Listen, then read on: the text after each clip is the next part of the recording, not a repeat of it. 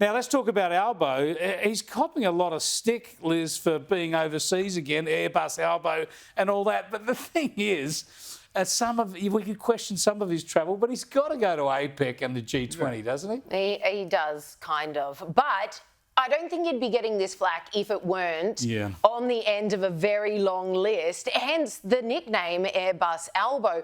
I was genuinely having a hard thought today, and I said to myself, I genuinely am starting to wonder whether this guy wants to be re-elected. Because if you wanted to be re-elected, what would you do differently? A hell of a lot. So this, I think, is uncalled for. Everyone's given him shtick for it because of his reputation, travelling around so much in the past. This, I think, is uncalled for. But again, the media are now in the mode of absolutely slamming him in the lead up to what we know will be a April-May election next year. So he's on the nose. We're taking every chance we can to slam him because, as the polls reflect as well, Australia's not so keen on another Albanese government in term.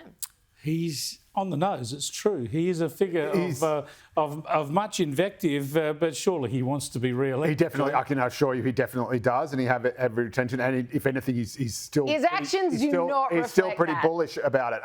Obviously, he has to go to APEC. He has to go to the G20.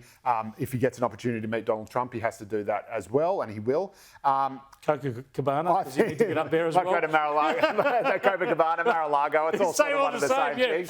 But I think, the truth is that how popular Anthony Albanese is depends on whether or not we get a rate cut in the first half of next year before the election, I think. And, to a large extent, there is a cost of living crisis on at the moment. In those circumstances, the government is going to be blamed. It's an easy campaign for the coalition to run because there's not going to be a rate cut. He promised to bring them down, didn't. Promised to bring electricity prices down, they went up. Promised to fix cost of living, it's worse than ever. Yep. Has spent most of his time in office trying to get a jolly referendum up that nobody asked for, nobody wanted, and got very comprehensively turned down. That's the voice that dare not speak its name. Now. Dare not talk about that at all. As a fan of this government, because I struggle to think of it, even trying to be as fair as possible, can you name at least 3 proper wins? Because they have been... Okay. Quick, 3 wins. Tax cuts for everybody. Free coalition's tax cuts. No, they weren't.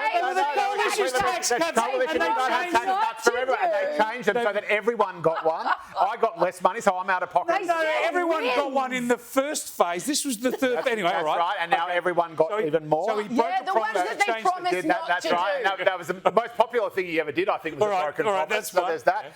Free TAFE to address the skills shortage. Childcare relief for lower middle income families. So he's thrown a bit more money around. He's thrown a bit more money around, and then of course there's the the $300 off your power bill, and I know they're too high already, but it is $300 less than they otherwise would be. Good luck with that. If those are the wins that you can name, improvement in trade relations with China, but without sacrificing Australia's if values. those are the wins that you can name, I think we can safely say no wins. We have to go to a break, but that's the list from Joe. Kowtowing to China and breaking an election promise.